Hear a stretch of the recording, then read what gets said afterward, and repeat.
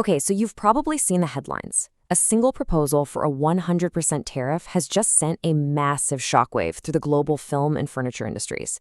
Now, a number like that seems simple, but it opens up these huge questions about how trade even works in the 21st century.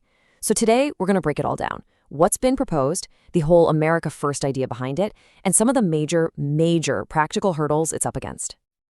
And here it is. This is the social media post that kicked this whole thing off. No big press conference or anything, just a straight-up declaration, a plan to effectively double the cost of any movie made outside the US. It's a pretty bold policy for the digital age, and yeah, it immediately got everyone talking. Let's just pause on that number for a second. 100%. We're not talking about a little tax or some small fee here. This is a proposal to match the entire cost of a foreign-made film with an identical tariff. I mean, it's a figure that's absolutely designed to grab your attention, and it definitely worked.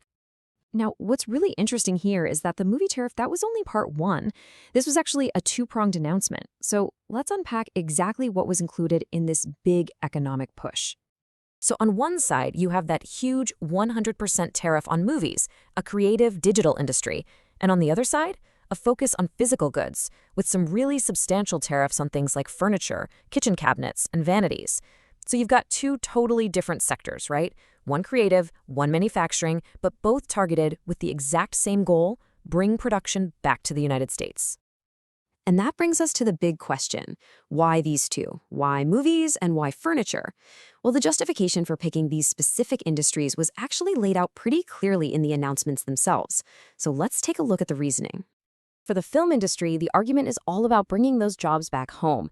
The Post claims the movie business has been, quote, stolen from the US, and it specifically calls out the economic hit on California as a key reason for such a drastic tariff. And for furniture, well, it's pretty much the same playbook, just with a different state. The focus here is on North Carolina and its history with manufacturing. The thinking is that these tariffs are the way to revive an industry that's been lost to China and other countries. So in both cases, the logic is really simple. Use tariffs to try and turn back the clock on globalization. As you can probably imagine, a proposal this big didn't just land in a vacuum. The reaction was fast, especially from the US's northern neighbor and, a key partner in filmmaking. The response from Canada really paints a picture of just how intertwined and collaborative this whole industry is. And the response from Canada came from all over. You had the Canadian Chamber of Commerce warning about economic damage on both sides of the border. Then you had provincial leaders, like Ontario's Doug Ford, expressing frustration. Meanwhile, BC's Jobs Minister Ravi Kahlon made the point that U.S. productions come to Canada for its world-class talent, not because they're getting some kind of handout. This quote from the Canadian Chamber of Commerce really gets to the heart of the matter. The North American film industry isn't just a simple import-export game. It's this deeply connected ecosystem. Their point is pretty clear. You can't just punish one side without seriously hurting the other.